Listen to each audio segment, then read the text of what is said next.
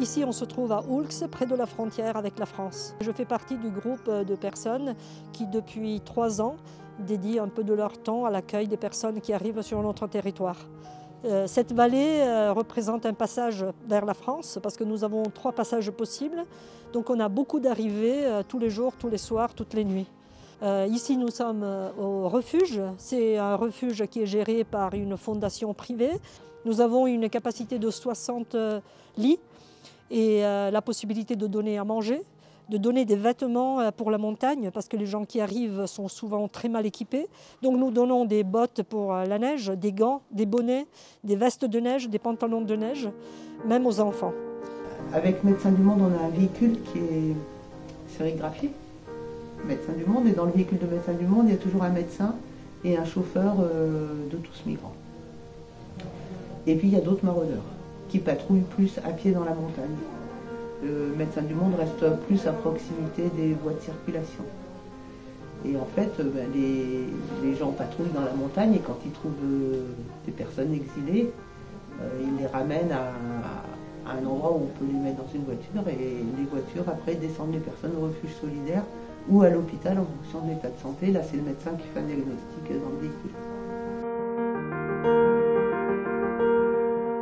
Le Médecin du Monde a effectivement une collaboration avec Tous Migrants, avec les refuges solidaires. Si on rencontre des personnes qui ont traversé la frontière, elles peuvent avoir des blessures, elles peuvent être tombées dans la neige, s'être blessées quand elles ont traversé des forêts. Elles sont, vous voyez, il y a plein de neige. Elles sont rarement équipées avec des très bonnes chaussures. La plupart des personnes viennent d'Afghanistan, d'Iran, d'Irak, éventuellement d'Europe de l'Est. Elles ont eu un parcours aussi très long et très difficile, souvent passant par la Turquie, par la Grèce, par des camps en Grèce. Les Afghans qui vivent dans la montagne sont des gens qui sont bien plus aguerris au danger de la montagne que des Africains de l'Ouest, par exemple, qui n'ont jamais vu la neige. Donc ils sont bien plus prêts, ils ont bien plus la condition physique et la connaissance du milieu de la montagne pour emprunter des routes plus exposées. Quand on a vu des gens arriver comme ça, par la montagne,